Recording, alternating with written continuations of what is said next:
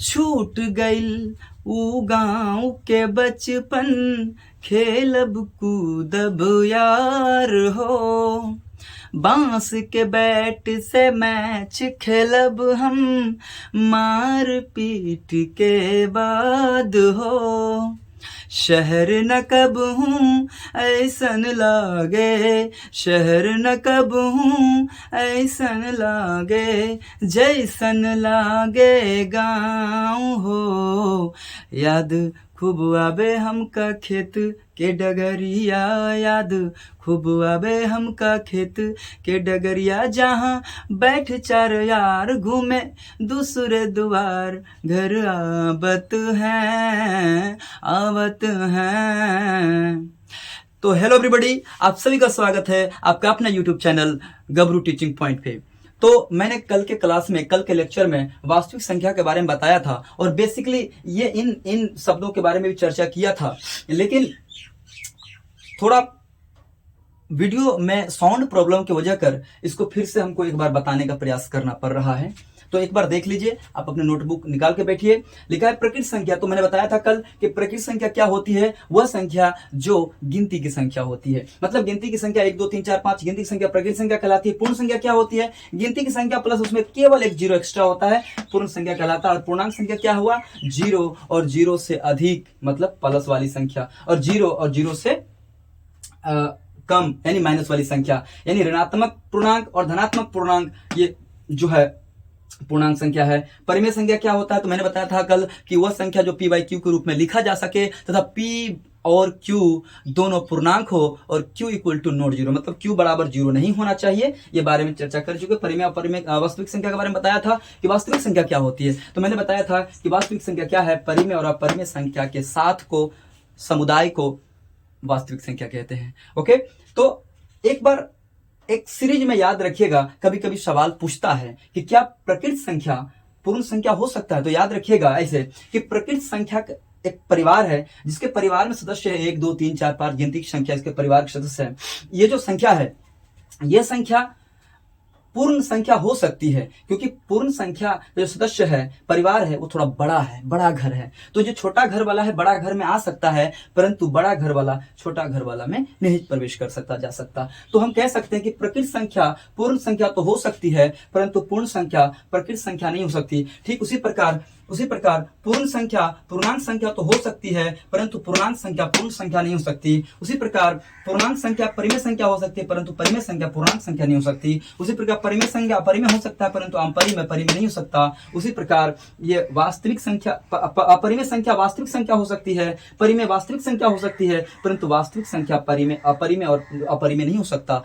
कहने का मतलब ये है। तो ये चीजें आपको याद हो गई होगी। अब जो है नेक्स्ट हम वास्तविक संख्या के बारे में इसी वीडियो में आपसे बात करेंगे, चर्चा करेंगे। यहां तक कि प्रमेय 1.1 भी पढ़ना है और उसका प्रयोग जो एक्सरसाइज 1.1 में है, तमाम एक्सरसाइज में इसका प्रयोग होने वाली है। तो आप बने रहिए। पहले इसका स्क्रीनशॉट ले लीजिए।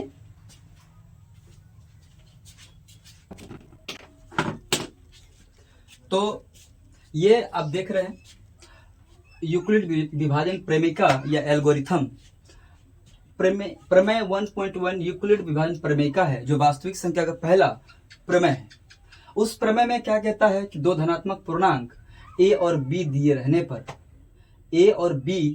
रहने पर ऐसी अद्वितीय पूर्ण संख्या q और r विद्यमान है कि q इक्वल टू q नहीं दोस्तों, a equal to bq plus r, और लिखा है कि r छोटा है b से और r बड़ा है 0 से, और r बराबर 0 भी होगा, बराबर भी साइन लगा हुआ है। इसको समझना बहुत जरूरी है, अभी समझाएंगे भी।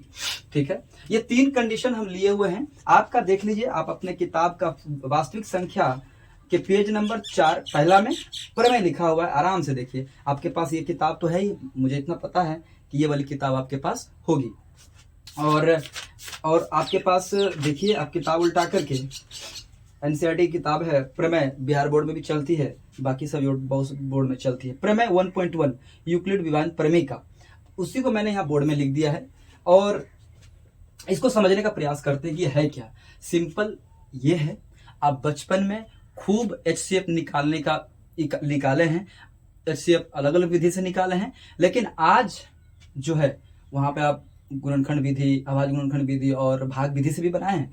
लेकिन आज जो हम लोग सीखने वाले हैं यहाँ पर, ये भी HCF निकालने का ही एक विधि है, यूक्लिड विभाजन प्रमेय का, जो क्या है, एक लंबी विभाजन, मतलब एक क्या है कि ये HCF निकालने की लंबी, आप कह दीजिए कि विभाजन विधि है, ठीक है, जिसमें प्रमेय 1.1 में कहता है, पहले इस बात को समझिए, यहाँ पे यह कहता है कि दो धनात्मक पूर्णांक ए और बी दिए रहने पर, कोई भी धनात्मक पूर्णांक, यहाँ पे हम ले लिए हैं ये ए है, ये क्या है, ए है, ये ए इक्वल टू कितना है, 10 है, और बी इक्वल टू कितना है, इसको बी मान लिया गया, इसको क्या माना गया है, बी माना गया है, और इसको क्या माना गया है, इसको ए माना गया, क्या माना गया है दोस्तों, इसको ए माना गया है, ठीक है। और अभी जो आएगा भाग देकर के वो क्यू है, बाकी आगे के जो शेषफल बचते हैं रिमाइंडर आर से सूचित करते हैं। ये बी कितना दिया हुआ है, बी कितने दिए, 4। तो कहता है दो धनात्मक पूर्णांक देखिए, हम ए बराबर जब लिए हैं, दो धनात्मक पूर्णांक ए और बी, ए बराबर 10 लिए हैं, बी बराबर 4 लिए हैं, ठीक है। धनात्मक बोला है, धनात्मक, ऋणात्मक नहीं, नेगेटिव नहीं ले सकते आप, ठीक है, प्रमेय में जो बात कही गई है। और ए और बी दिए रहने पे तो इसको आप भाग दो, 10 को 4 से भाग दो, 10 को 4 से भाग दिए, तो आपको पता है कि इसका तो आप जो जिसको बी से आप सूचित कर रहे हैं, इसको आप ऐसा भी कर सकते हैं, ये जो है ए बटे बी कर सकते ही हैं, वही तो किए, ए बटे बी किए हैं कि नहीं, बिल्कुल किए हैं।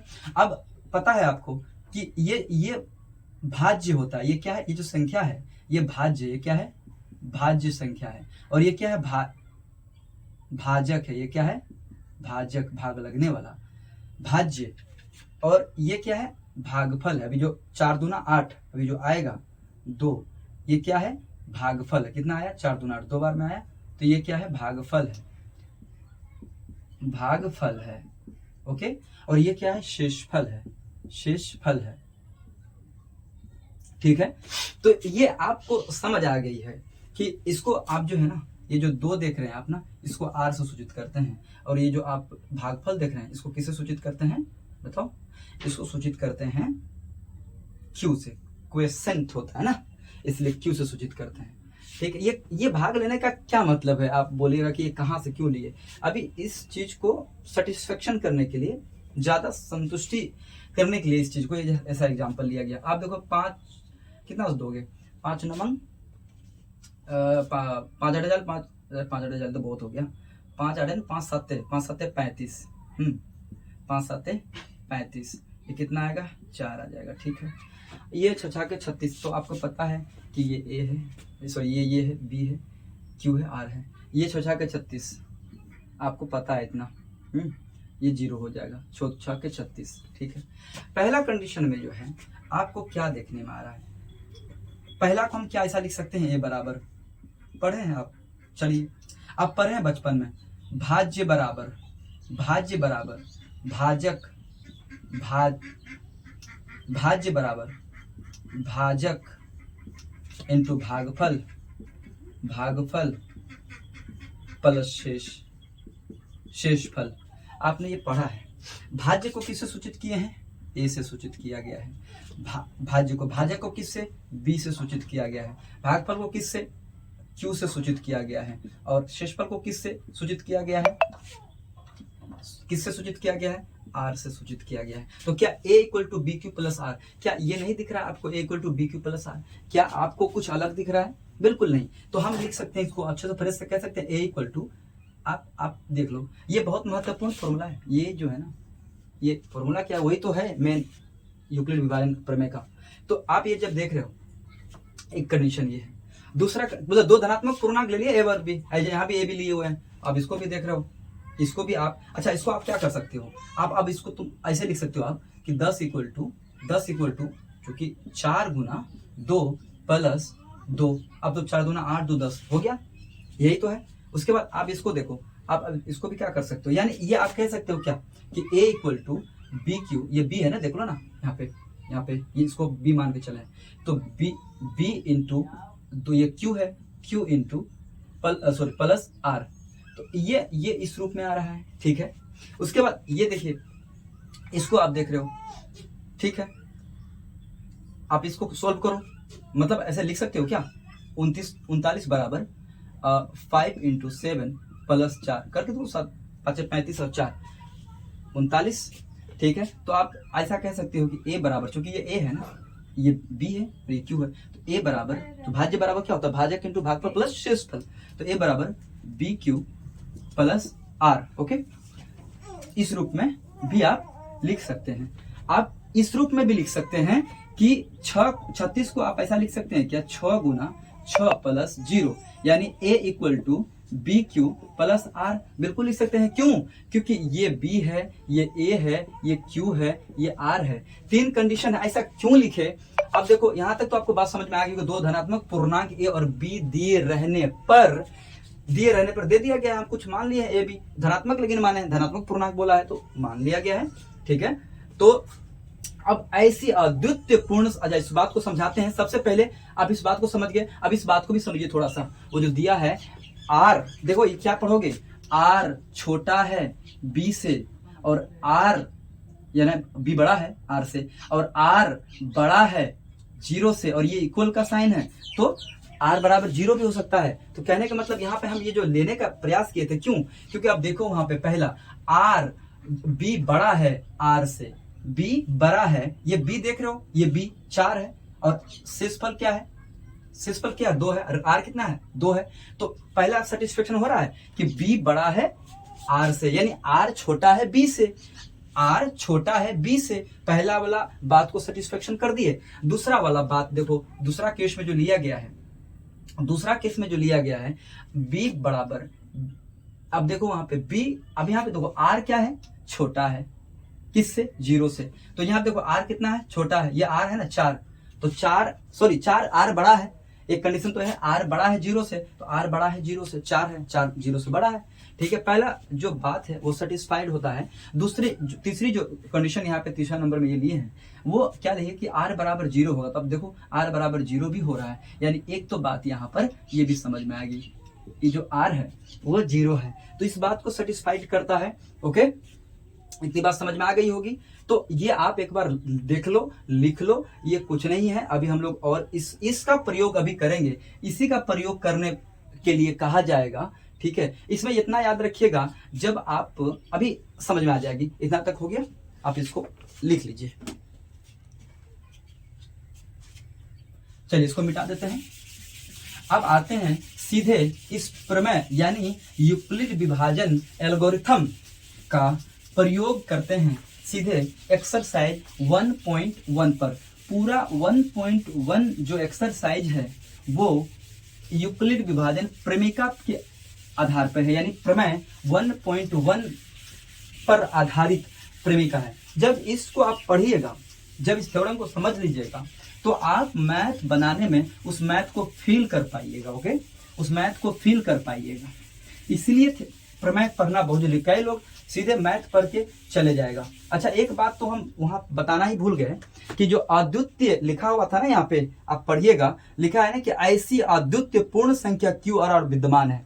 अद्वितीय मतलब होता है, चलो इसको थोड़ा बता देना उचित रहेगा, कि आपने एक 5 से भाग लगाया था 29 को, तो 5 7 35 था, तो भाग कितना, शेषफल कितना आया था, 4 आया था। तो अच्छा, आप इसको 39 को आप क्या लिख सकते हो, 5 × 7 + 4, आप इसको ऐसा लिख सकते हो, ठीक है। लेकिन क्या 39 को आप ऐसा लिख सकते हो क्या, 15 × 30, हाँ 15 × 30 + 9, क्या आप ऐसा लिख सकते हो, 15 × 30, 15 × 30 और +9 कितना हो गया, 39। क्या 39 आप ऐसा, आप तो बोलोगे सर इसको जब ऐसा लिख सकते हैं तो क्या इसको ऐसा लिख सकते हैं। तो दोस्तों, बहुत बड़ी चीज यहीं पे समझाने के लिए यहाँ पे हमको रुक जाना पड़ा, याद नहीं था वहां पे। यहाँ पे लिखा है ना कि अद्वितीय पूर्ण संख्या क्यू और विद्यमान। अद्वितीय, अ मतलब नहीं, द्वितीय मतलब दूसरा पूर्ण संख्या नहीं लिखा जा सकता। इसको आप जो पढ़ा है यूक्लिड विभाजन प्रेमिका में a = bq + r, इस रूप में लिखा जा सकता है, परंतु इस रूप में नहीं लिख सकते। अद्वितीय पूर्ण संख्या मतलब अ मतलब नहीं, द्वितीय मतलब दूसरा नहीं हो सकता है वैसा। लिख सकते हैं। ठीक है, चलिए इसको जल्दी जल्दी मिटाते हैं, एक्सरसाइज पे आते हैं फटाफट।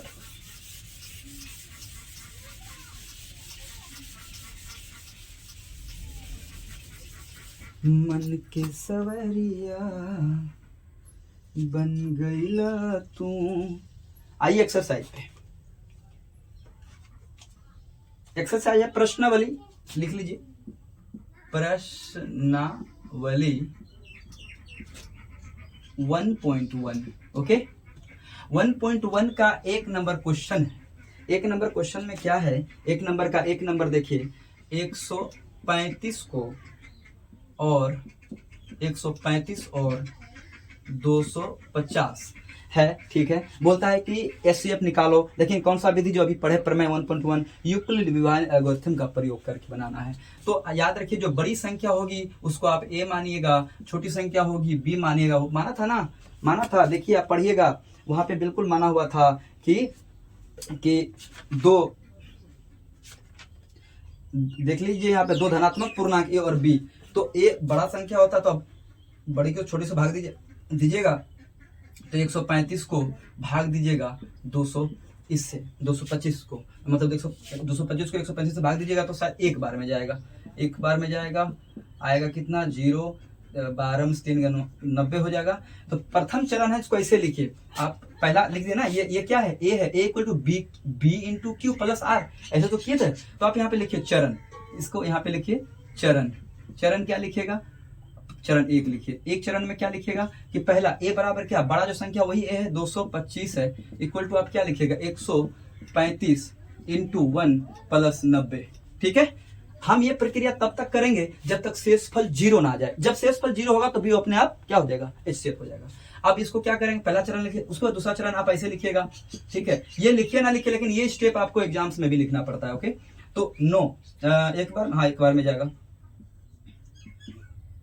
5 13 45 हो जाएगा दूसरा स्टेज में। अब ये बी जो बड़ा है वही ए है 135। दूसरा चरण लिखो, दूसरा चरण, ये चरण पहला दूसरा है, दूसरा चरण में 135 है ए और बी क्यू कितना है, बी कितना है 90। हाँ 90, इसको अंदर लेना है जो है ना, ये इसको अंदर लेना होता है। जब अभी करेंगे तो इसको अंदर ले लेंगे, समझ में आ रही बात। तो 90 गुना ए 1 प्लस 45। ठीक है, अब देखो इसको लेंगे तो हेठो को अब अंदर घुसा लेंगे। ओके, अब देखो 2 बार में तो पूरा खत्म हो जाएगा, 45 गुना 90 यानी 0 हो जाएगा। कहने का मतलब है तीसरा स्टेप तक जाएगा ये, यानी कि 90 बड़ा है ना, उसको लो 45 गुना 2 प्लस 0। जब शेषफल 0 हो गया तो एचसीएफ क्या हो जाता है, जब शेषफल 0 होता है तो ये वाला क्या होता है, एचसीएफ होता है। तो आप लिख सकते हो अतः एचसीएफ बराबर 45। ठीक है, आप क्या समझे, आप ये समझे कि अगर आर बराबर 0 होगा, राइट, तो बी बराबर एचसीएफ हो जाएगा। देखो ये बी है ना, बी की जगह पर ये तो ए है, ये बी क्यू है प्लस आर है। हाँ ये बी और ये आपका क्यू है प्लस ये आर है, इसी फॉर्म में सब है। ठीक है, इसी चरण को बोलते हैं यूक्लिड विभाजन प्रमेय का एल्गोरिथम। एक एल्गोरिथम से बनाना है। ठीक है, अतः ये है, अगर आर बराबर 0 होगा तो बी बराबर एचसीएफ हो जाएगा। ओके, इस बात को ध्यान रखिएगा, लिख लीजिए, लिखना है तो। और आप ध्यान रखिए इस एक्सरसाइज को बना के ले आना है, कल हम नेक्स्ट क्वेश्चन पे चलेंगे, इसी एक्सरसाइज का नेक्स्ट क्वेश्चन पे। ठीक है, बने रहिए। और हाँ, आप ये कमेंट करके जरूर बताइए कि आपको किस विषय पे वीडियो चाहिए। जिस विषय पे आपको वीडियो चाहिए वो आपको मिल जाएगा। ओके, तो आप कमेंट कीजिएगा, लाइक और सब्सक्राइब तो करना नहीं बोलेंगे, अगर अच्छा लगे तो कीजिएगा, अदरवाइज ये मेरा हॉबी है, ये मेरा शौक है पढ़ाना। अभी पूरा गर्म से लथपथ हो गए हैं, फिर भी पढ़ाने का मन कर रहा है क्योंकि ये मेरा जुनून है। एक मैंने शायरी सुना था दुष्यंत कुमार का, वो सुना देते हैं आपको। कि आपने सुन रखा है क्या, चलिए नहीं सुन रखे तो फिर भी सुन लीजिए। वो है कि हो गई है पीर पर्वत सी पिघलनी चाहिए, इस हिमालय से कोई गंगा निकलनी चाहिए। मेरे सीने में नहीं तो तेरे सीने में सही, मेरे सीने में नहीं तो तेरे सीने में सही, हो कहीं भी आग लेकिन आग जलनी चाहिए। अंदर आग है, आप सभी को एजुकेशन आप तक पहुंचाने का। ये मेरे पास ज़्यादा मूलभूत चीज़ें यही है, मेरे पास तो डिजिटल बोर्ड नहीं है। ओके, तो आप बने रहिएगा, मज़ा आएगा पूरी जर्नी में। बाय।